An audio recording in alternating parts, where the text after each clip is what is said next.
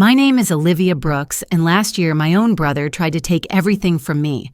Not just money, not just property, but the business I had built from scratch, with a decade of sweat, sacrifice, and sleepless nights.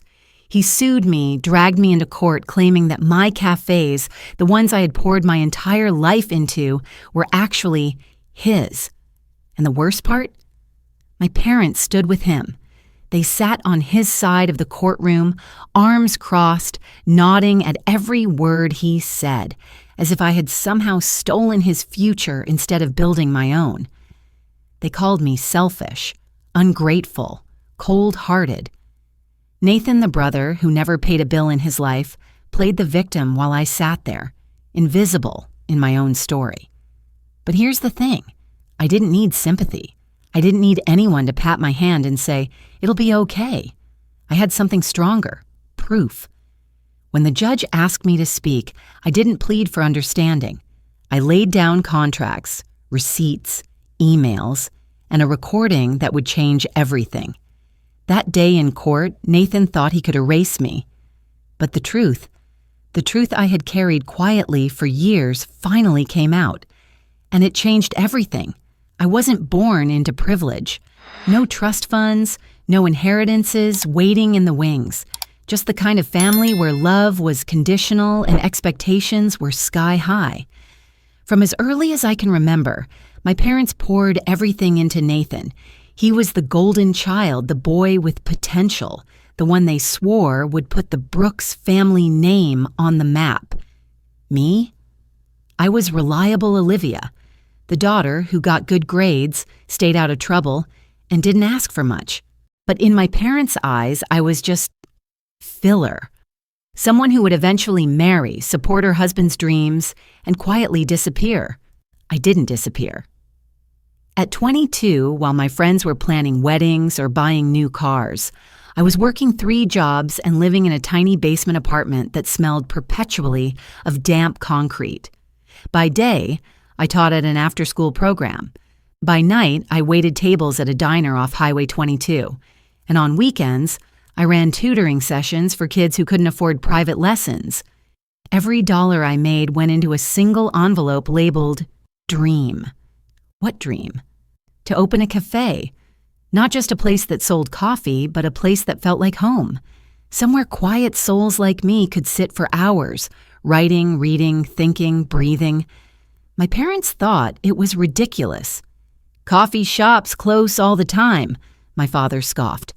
"Why would you waste your money on something like that?" my mother added. Nathan smirked and said, "Better hope you can at least make lattes live." I didn't argue. I just kept saving. 10 years later, that envelope turned into my first cafe, Lavender and Oak. It wasn't glamorous. Just a narrow brick storefront tucked between a laundromat and a pawn shop. But when I unlocked those doors for the first time, the smell of freshly ground beans filling the air, I felt something I had never felt in my parents' house.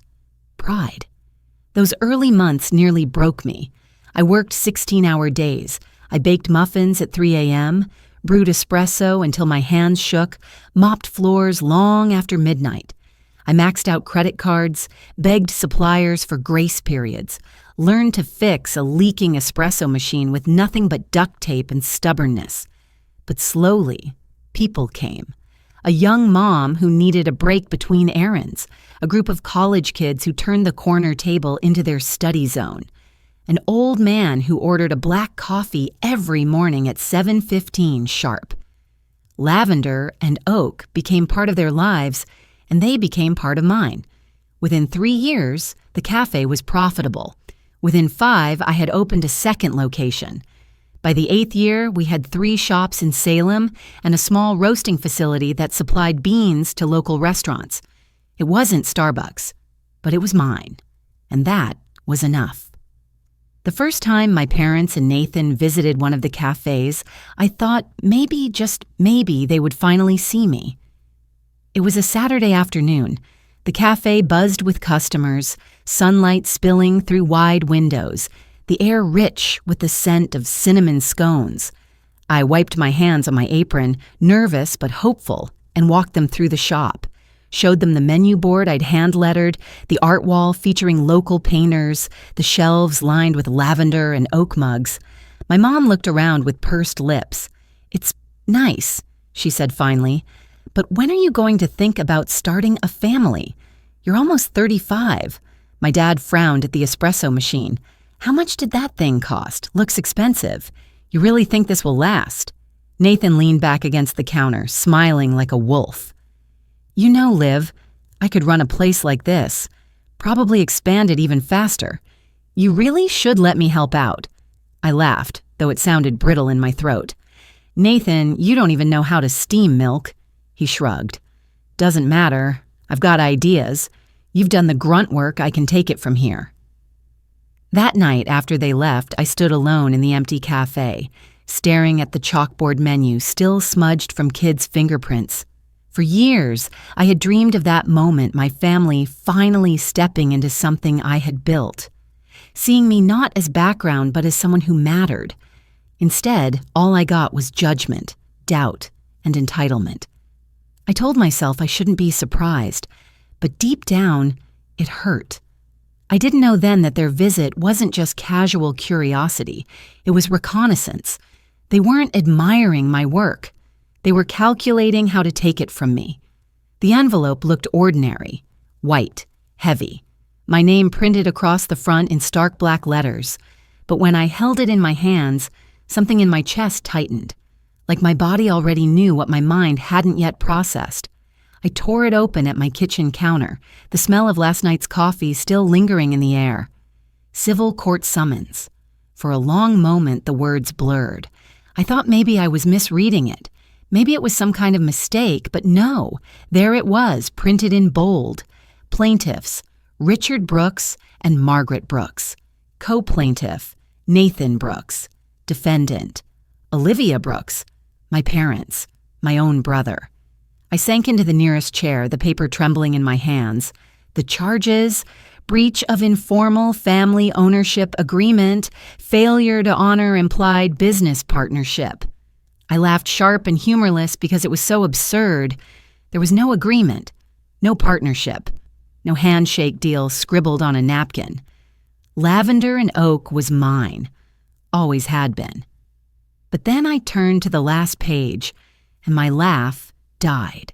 There was Nathan's signature, bold, confident, as if he'd been waiting his whole life to put it there, and right under his, my parents' names, signed in familiar loops I had seen on every birthday card, every report card note, every check they'd ever written me for Christmas.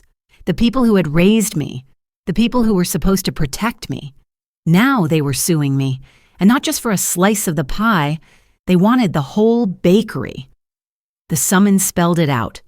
Full possession and control of all 3 Lavender and Oak locations, assets, and branding. They weren't asking to join me. They wanted to erase me. I didn't call them that night. Didn't text, didn't scream into the phone demanding an explanation. Instead, I sat at the kitchen table until the street outside turned dark. The words on the page burned into my mind. By midnight, I was scrolling through the law firm listed in the paperwork. The website gleamed with polished headshots and corporate jargon. Family law, property disputes, business litigation. My brother had hired professionals. The next morning, I drove downtown, the courthouse looming like a warning. The law office was wedged between a mortgage broker and a yoga studio, all chrome furniture and fake smiles. "I'm here regarding a suit filed under the name Olivia Brooks," I told the receptionist. My voice sounded steadier than my hands felt. She typed quickly, then said, "Mr. Talbot isn't available, but one of our associates can meet with you briefly." Minutes later, a young man in a wrinkled tie led me into a cramped office. He skimmed the summons with a practiced detachment. "You'll want your own counsel," he said flatly. "But for clarity, the petition was filed 2 weeks ago. Your brother has already spoken about it publicly." My stomach dropped. Publicly? Where? A podcast. Something about personal growth and family betrayal. He said he was promised a role in a family business and that you shut him out, left him with nothing. I nearly choked. A role. He's never even worked a shift. The associate didn't flinch. Then you'll need to prove that. Courts don't run on feelings, they run on evidence. I left the office numb, the city streets blurring around me. Nathan's voice echoed in my head. I could run a place like this. Probably expand it faster. At the time, I'd brushed it off as arrogance. Now I realized it had been foreshadowing. Back at the cafe, I tried to focus on the rhythm that usually grounded me. The hiss of the espresso machine, the chatter of regulars, the warmth of fresh muffins cooling on the rack. But all I could see was that thick envelope. That night, as I sorted through bills, my hand froze on a white envelope addressed to Nathan Brooks. At my address. I ripped it open. Inside was a bank statement from the Bank of Oregon, and at the top, listed in neat print, my cafe's address under primary residence. My heart thudded. This wasn't just a lawsuit. Nathan had already started weaving himself into my life on paper. The next morning, I drove straight to the bank. The teller pulled up his account and nodded matter-of-factly. Yes, according to our records, Nathan Brooks lives at this address. We have a notarized lease agreement on file. I gripped the counter. What lease agreement? I never signed anything. He hesitated. It was submitted by a Margaret Brooks. Your mother? Yes, I said, my voice like ice. But she doesn't own the property. I do. He shifted uncomfortably. In family disputes, sometimes... I didn't let him finish.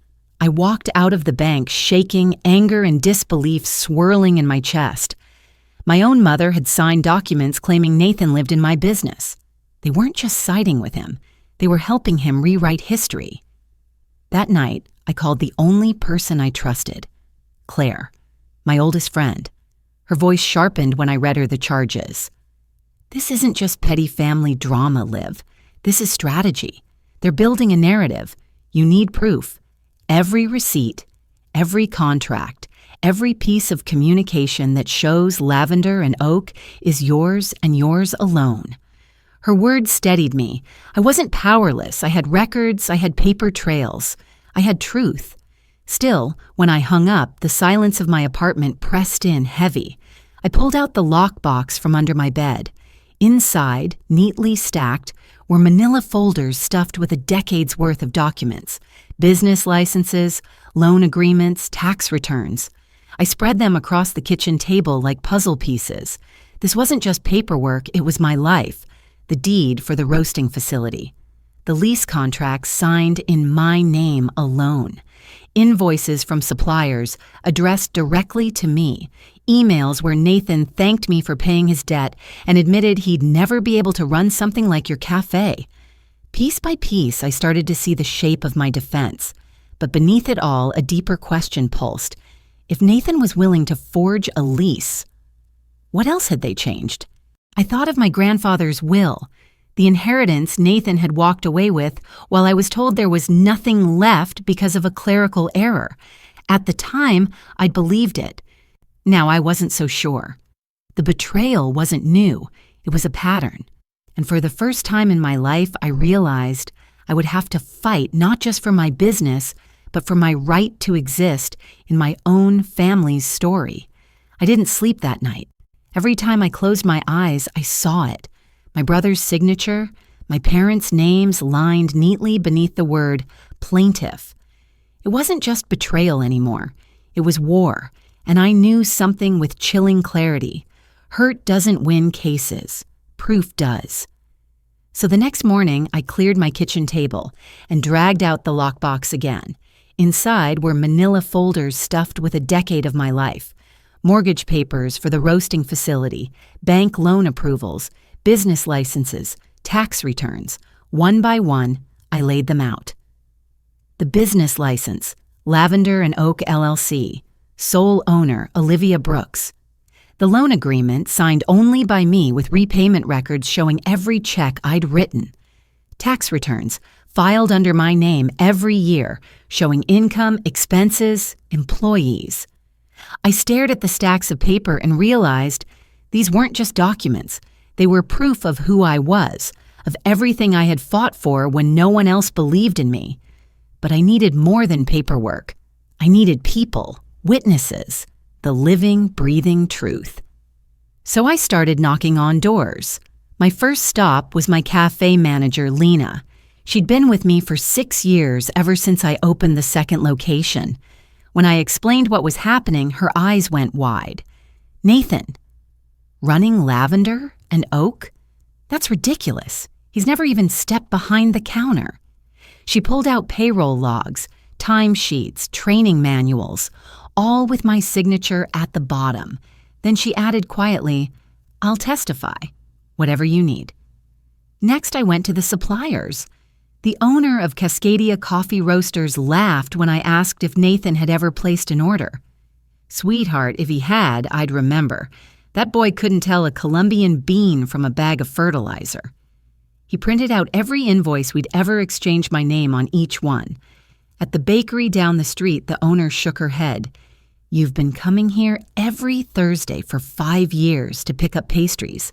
Nathan's never once set foot in this place. I'll put that in writing." By the end of the day, my car was full of signed statements and thick envelopes.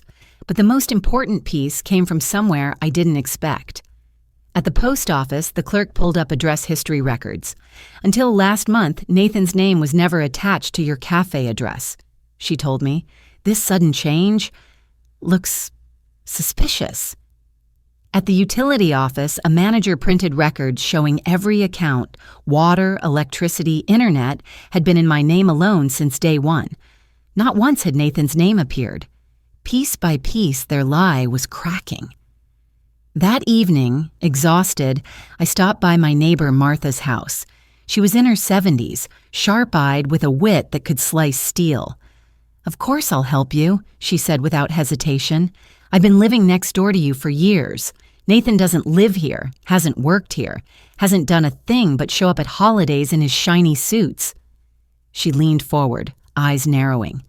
"The man couldn't run a lemonade stand, let alone a coffee business. And if anyone asks, I'll say it under oath." Her certainty steadied me more than I expected. That night, my kitchen table looked like a battlefield. Licenses, tax returns, supplier invoices, payroll logs, witness statements, utility records. It was overwhelming, but it was also something else. Undeniable. I was building an armor of truth. Still, there was a nagging thought I couldn't shake: my grandfather's will. 5 years ago, when he passed, Nathan had walked away with a sizable inheritance. I'd been told there was nothing left for me because of a filing error. At the time, I accepted it. But now? Now I wondered if that error was just another rewrite of history. I called Claire. "Do you remember Grandpa's will?" I asked. "I do," she said cautiously. "What if the error wasn't an error?" There was a pause on the line. Then, "Liv, I think you might be right." By midnight, Claire had emailed me scanned copies of probate records she dug up online. In the first draft, my name was right there listed alongside Nathan's, entitled to a share of Grandpa's estate. In the second draft, filed only weeks later, my name was gone, cleanly erased, and in the corner, a notary seal from a paralegal at the very law firm Nathan's attorney now worked at. I stared at the screen until my eyes burned. This wasn't a single betrayal. It was a trail, a pattern, and my parents had been part of it all along. The next day, I got a call from an unknown number. "Ms. Brooks." The voice was low, hesitant. "You don't know me. I used to work at Holloway and Pierce, your brother's old law firm." I froze. "Go on." "I saw your name on your grandfather's will. Then one day it disappeared.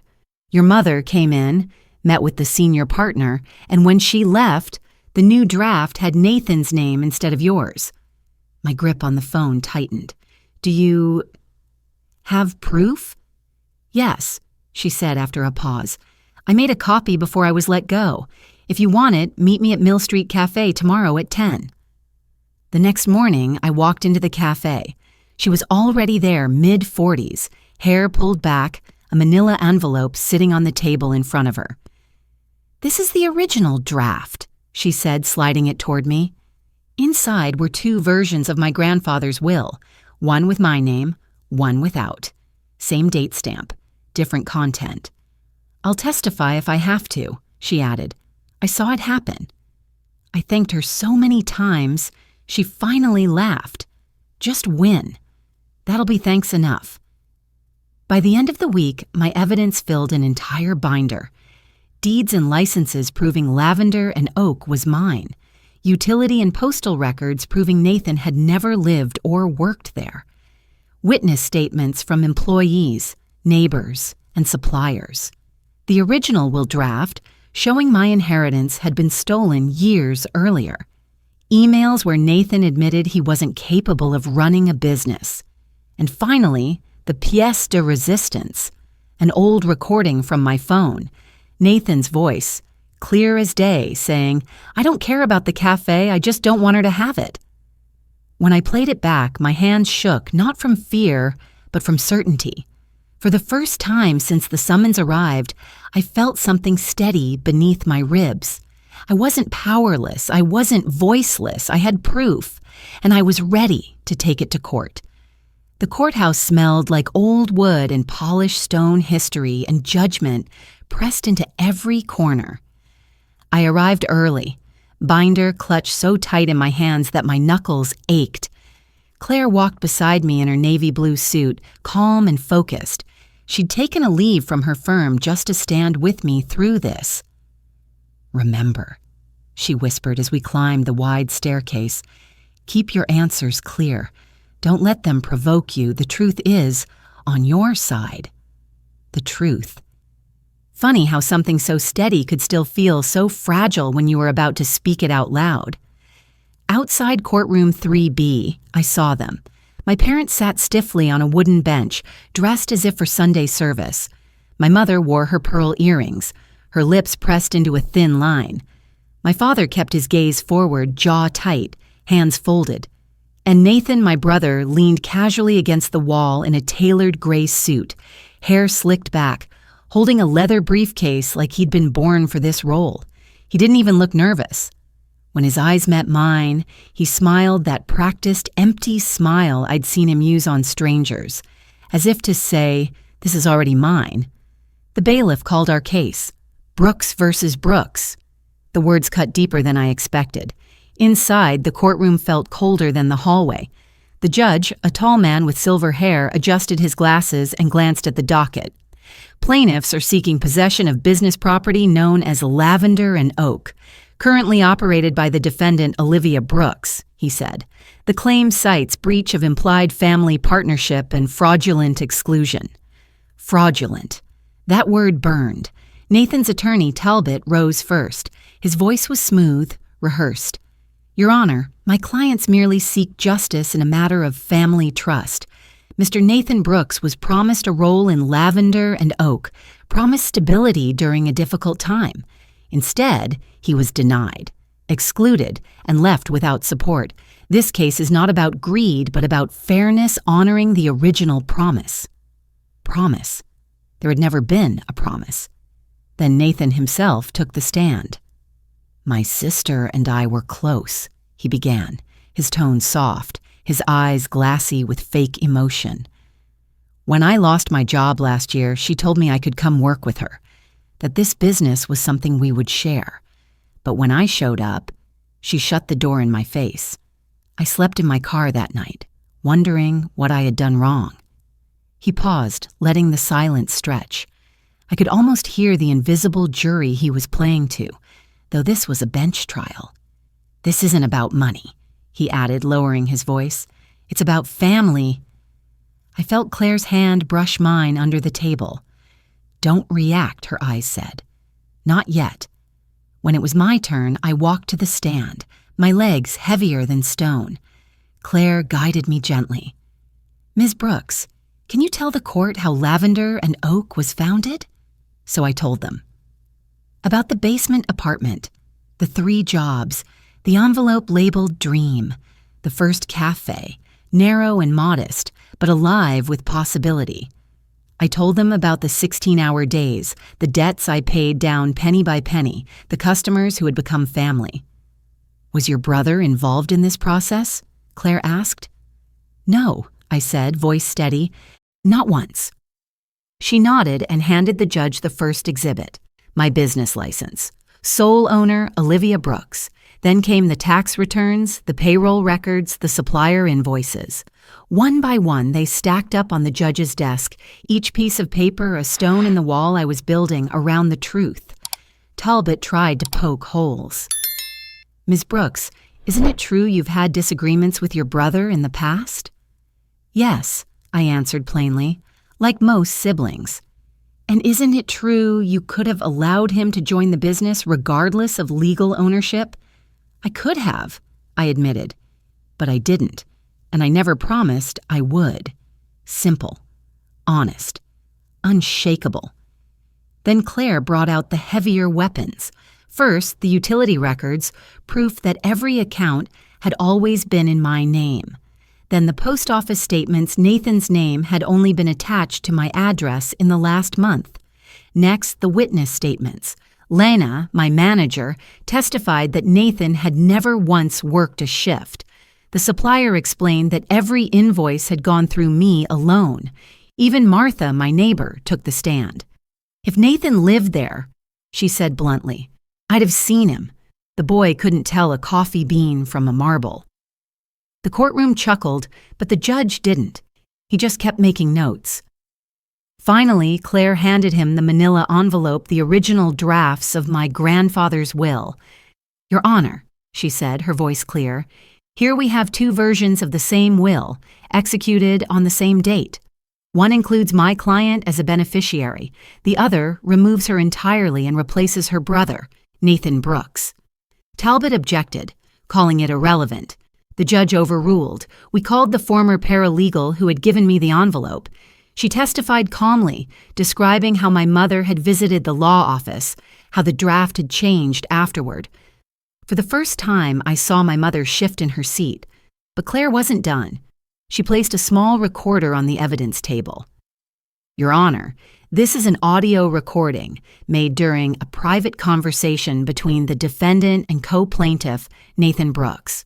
The judge listened through headphones, his face unreadable. Then he removed them, looked directly at Nathan, and asked, "Do you dispute that this is your voice?" Nathan's Adam's apple bobbed. "No, Your Honor, but—" The judge raised a hand. No further explanation needed. The recording was short, but it was lethal. Nathan's voice clear as crystal. "I don't care about the cafe. I just don't want her to have it." The silence that followed was deafening. By the time both sides rested, the air in the courtroom felt thick, heavy with everything unsaid. The judge announced that he would review the evidence and issue a written decision within 30 days. As we filed out, I passed Nathan in the hallway. For a moment, I searched his eyes for the brother I had once known. The boy who used to chase fireflies with me in the backyard, who once swore we'd always have each other's backs. But all I saw was a stranger who wanted to erase me. Outside, the autumn air hit my lungs like a cleansing wind. Claire stopped at the top of the courthouse steps, her hand on my shoulder. "You were clear," she said. "Composed. That matters. They'll try to settle now. Don't be surprised if you get a call." "I don't want a settlement," I said. My voice was quiet but resolute. "I want the truth on record." She smiled faintly. "Then we keep going." That night, back in my apartment, I sat at the kitchen table under the glow of a single lamp. The binder lay open in front of me, pages filled with contracts, receipts, and testimony. It struck me then. This wasn't just my defense. It was my story. Every page, every receipt, every signature was a reminder of what I had built. And no matter what the judge decided, one thing was certain. I would not be erased. The letter arrived on a rainy Thursday morning. It looked thin, almost ordinary, but I stared at it like it was a live wire. My hands trembled as I set it on the counter. I didn't open it right away. Instead, I poured myself a cup of coffee, sat by the window, and listened to the rain ticking against the glass. For weeks, my life had been reduced to waiting for hearings, waiting for signatures, waiting for truth to matter. And now the waiting was over. Finally, I slid a knife under the seal. The words jumped off the page. Decision of the court. The business entity known as Lavender and Oak, including all assets, trademarks, and properties, remains in the sole ownership of the defendant, Olivia Brooks. The plaintiff's claim of implied family partnership is without merit.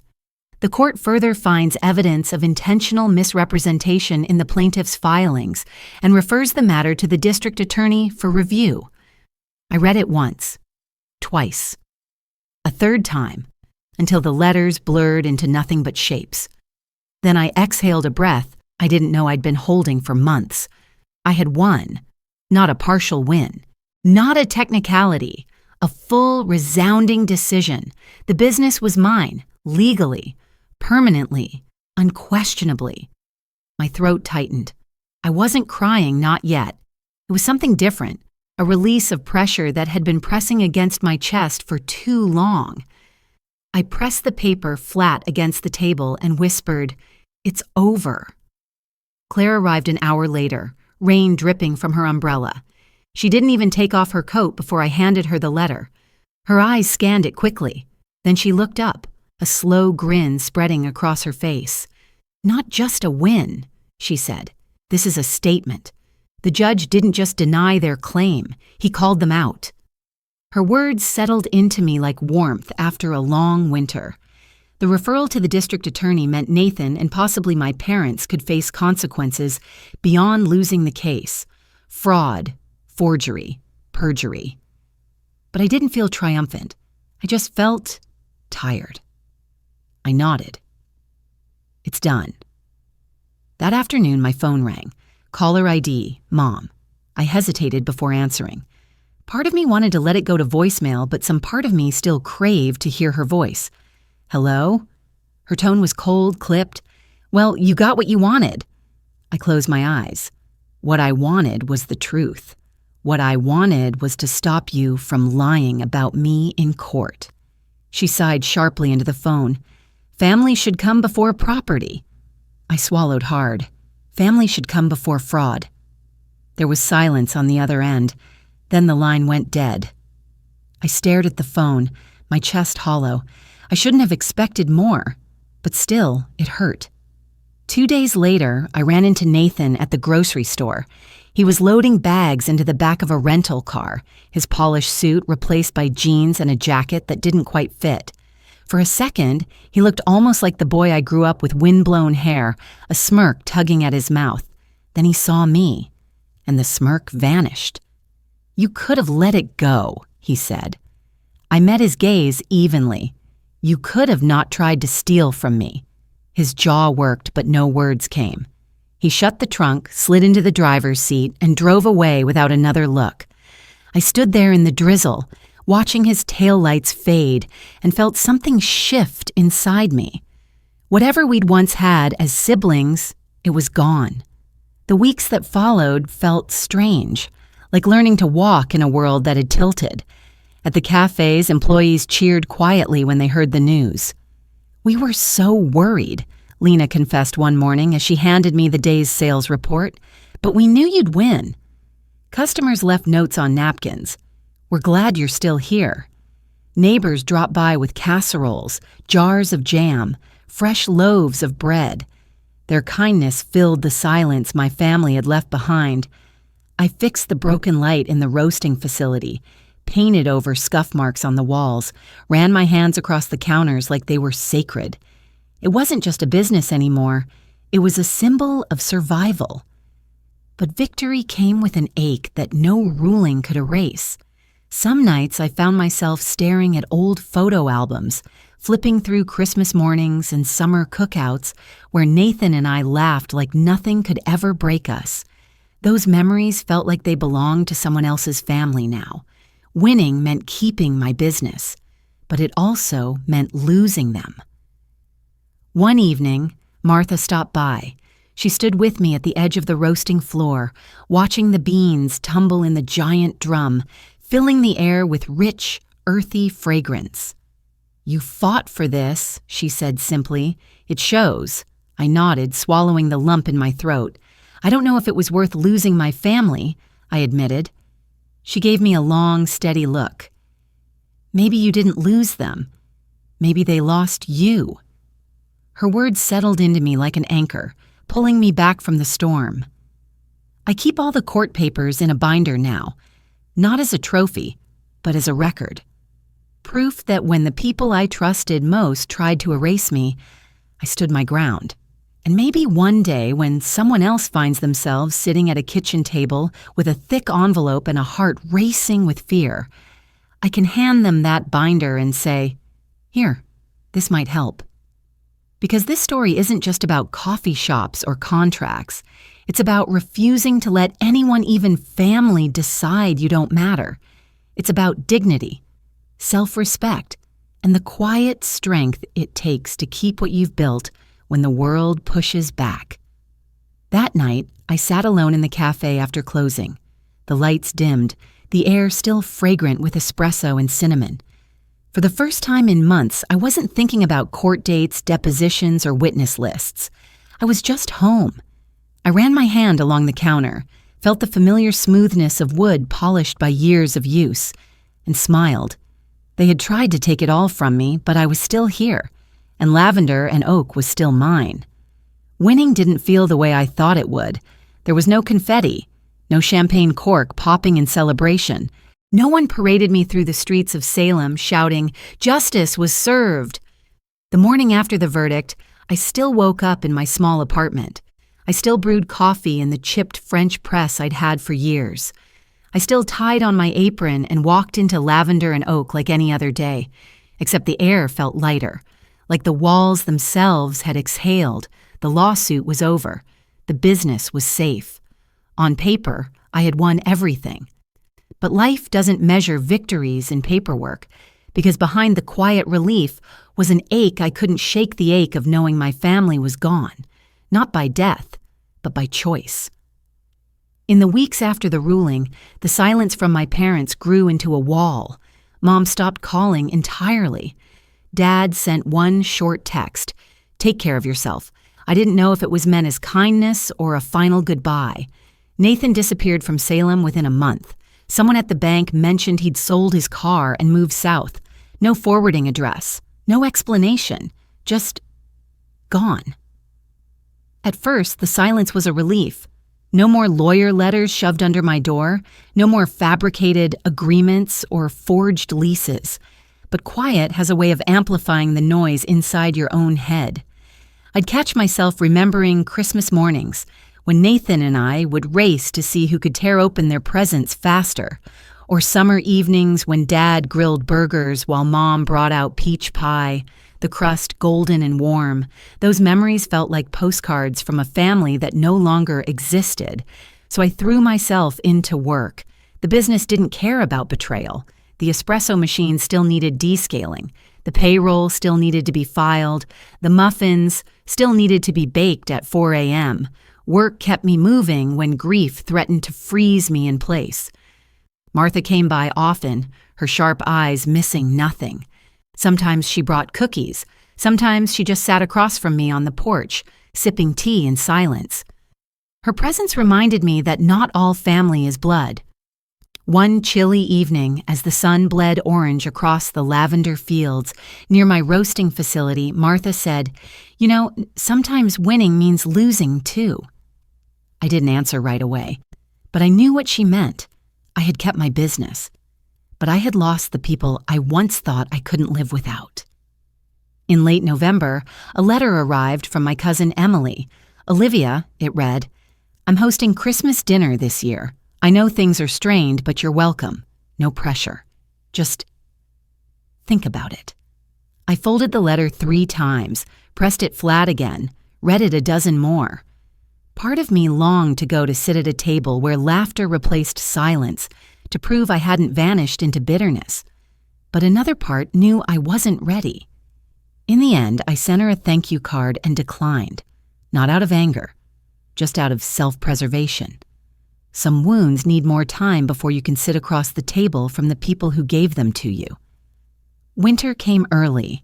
Snow dusted the sidewalks outside the cafes.